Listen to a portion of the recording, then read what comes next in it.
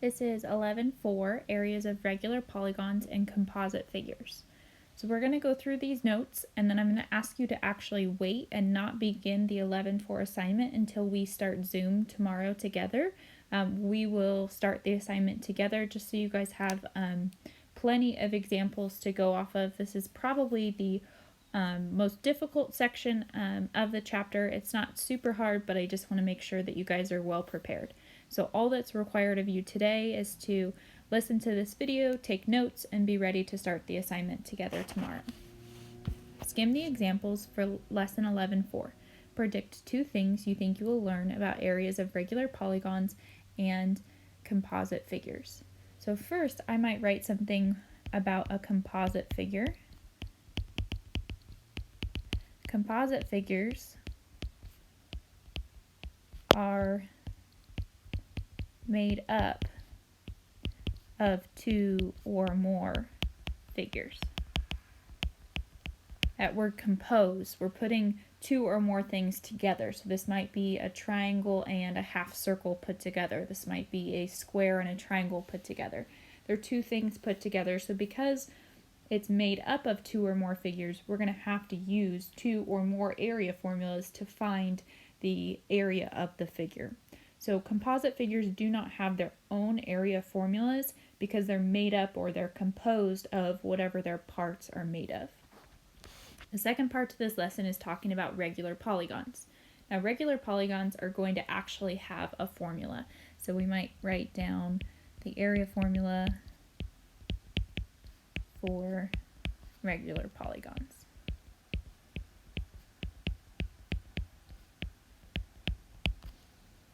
Answer the questions about the elements of the diagram below.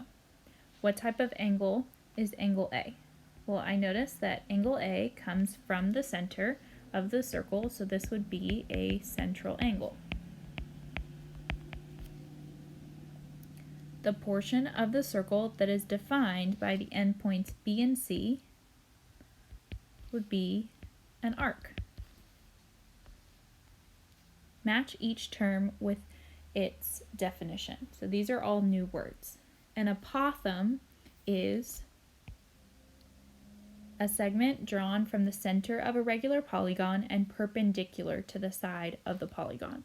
Perpendicular, again, meaning it's going to form a 90-degree or right angle.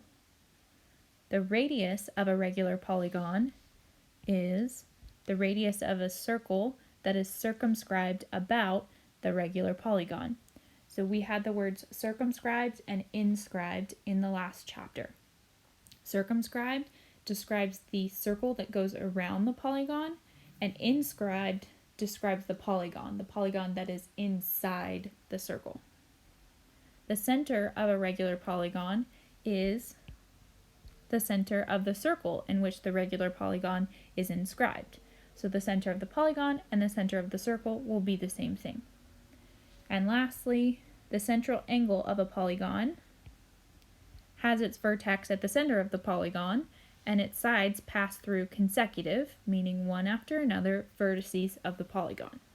So that's a lot of words, but on this next page, we'll draw it out in pictures. So identify the parts of the regular polygon. First, it wants to know what is the center. Well, if I were to draw a circle where each of these vertices is on the circle, the center of this circle and the center of the polygon would be the same. It would be point V. So a radius of the circle, well, the only ones drawn here would be QV. Another one would be VR. VW is not a radius because it does not extend all the way to the edge of the circle. Name the central angle. Well, the central angle has to go through the center here and contain 2 radii. That would be angle RVQ. You could also name it angle QVR, but V has to be in the center when we're naming it with 3 letters because it is the vertex of the angle. And the last one, name the apothem. Well, that was that other new word that we had here. And the apothem is a segment drawn from the center and it's perpendicular to the side. So if I go here, from the center, perpendicular, or forming a right angle with that side. That means my apothem is WV. So why is this important? Well, our area formula here is for a regular polygon. It's 1/2 the apothem times the perimeter.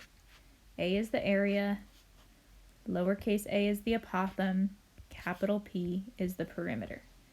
We don't have an actual formula for areas of composite figures because, again, like I said, we'll get through some examples, but composite figures are made up of multiple things. So you might use the trapezoid formula and the triangle formula at the same time and add them together. So we can't put one single formula to fit all composite figures, but we do have this one formula for regular polygons. So in this picture, I see an octagon, okay? And I see that the octagon has an apothem of 11 because it goes from the center and it's perpendicular to the side. Now, another piece that I need to plug in would be my perimeter. Well, again, these are regular polygons. That means all the angles and all the sides are the same. So I see one side is 9. I know all 8 sides are going to be 9. So my perimeter is going to be 72. So I'll plug into my area formula, 1/2 the apothem times the perimeter. To find my area is 396 inches squared. So we'll cross this out down here because we've already summarized it enough, but let's go back to our front page and fill in this new area formula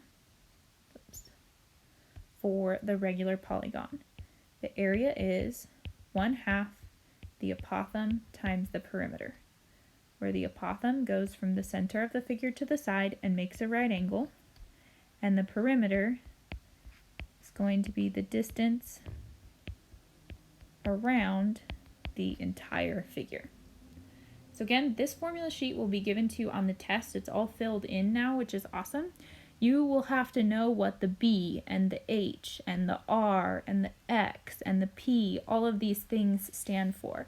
I'm not going to tell you that D stands for diagonal or R stands for radius.